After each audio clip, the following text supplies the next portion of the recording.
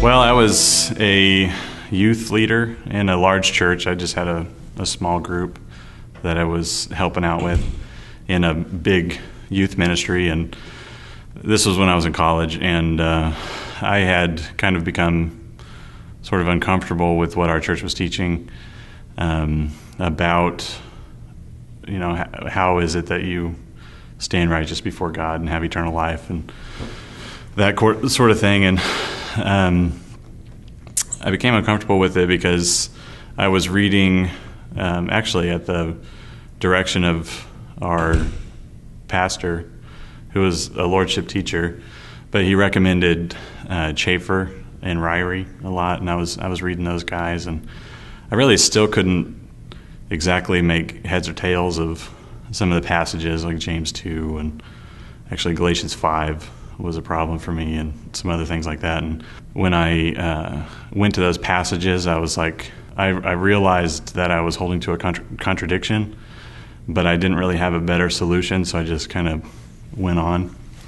And I went to our orientation meeting at this with the youth group that I was working with, and I had been working with them for the summer, but we had a camp and that sort of thing. And at the beginning, and there was a new guy there, and he was sitting down reading, and I'm the kind of guy that sometimes will sit down and read when there's other things going on as well. And so I just thought, hey, I'd like to go talk to this guy, and we might be kindred.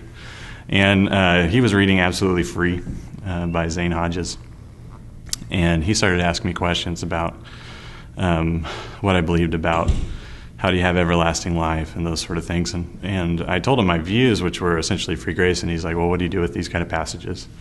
And that's where I just said, this is how I handle them, but I don't know that I feel really good about it. And he said, well, this guy has these other views, and here's what they are. What do you think of that? And I was like, wow, that totally makes sense. And at that point, we became really good friends. His name was Carrie. He is Carrie. And we became really good friends, and I just talked with him about different theological things. He is really smart. I don't see him very much anymore. That's why I'm saying was, but I really felt like it was freeing and true, and it all rang true, especially when I was reading the scriptures. It was much easier to understand and know what they meant, and I didn't feel like I was talking out of both sides of my mouth, which was a great thing. I became convinced that free grace was true, and I also became aware that our church was not teaching that. And I was involved in leadership in the church in an official capacity, along with two other guys, Carrie and my friend Travis.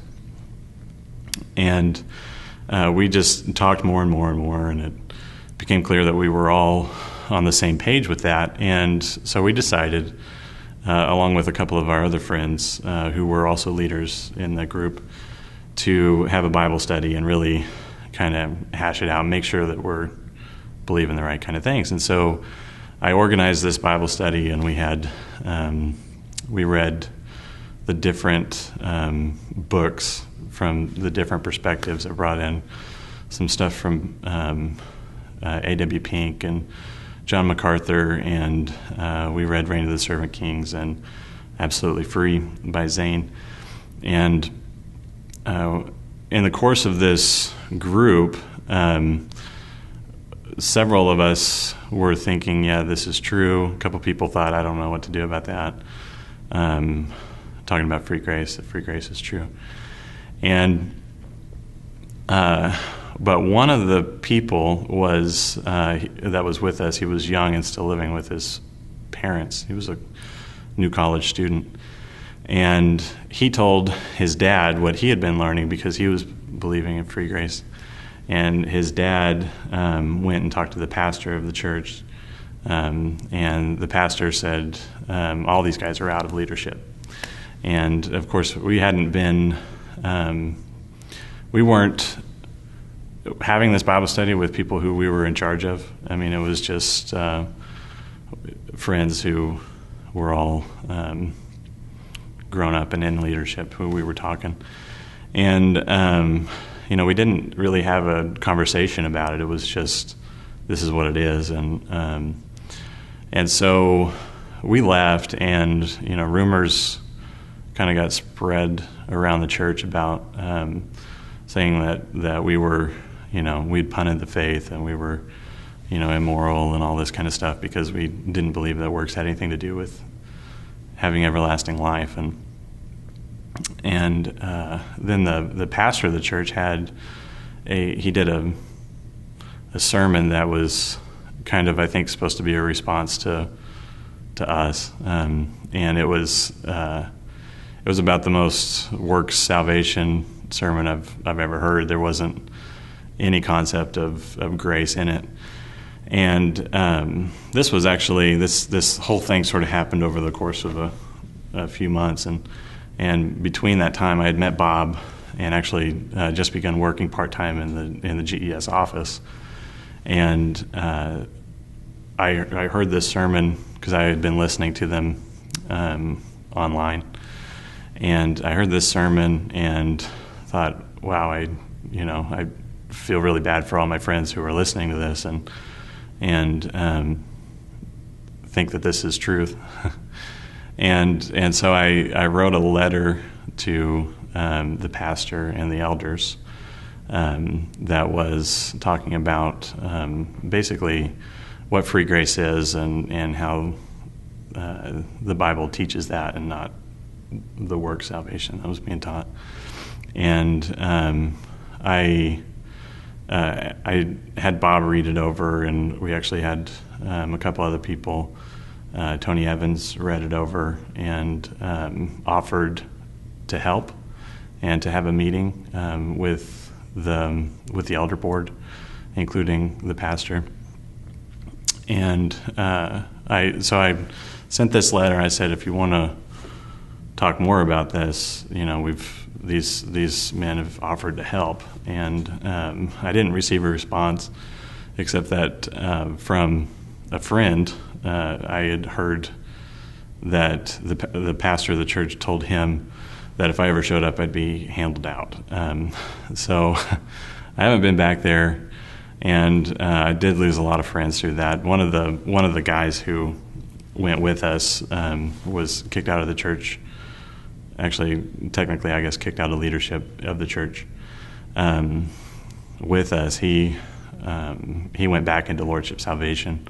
But, it was a really good thing, actually, because I didn't really, even after I became Free Grace, I didn't really have a concept of how to live the Christian life except for through legalism. And I moved to a different church that was called Candy Creek Community Church, and Dale Talaferro was the pastor there. And he started teaching me about Christian liberty and teaching me about walking by faith instead of just living in legalism. And it really was radically life-changing for me. And I also met my wife through a friend that I met at that church.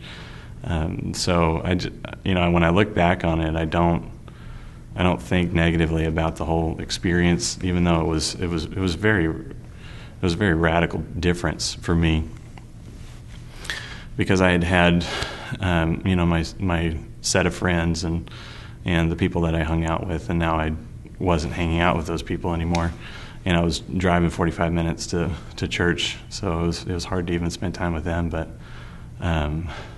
it was just, God used that to give me a foundation in my Christian life that actually works, and my relationship with Him is so much better, and I've got friends that I wouldn't trade for the world now that happened through just that situation.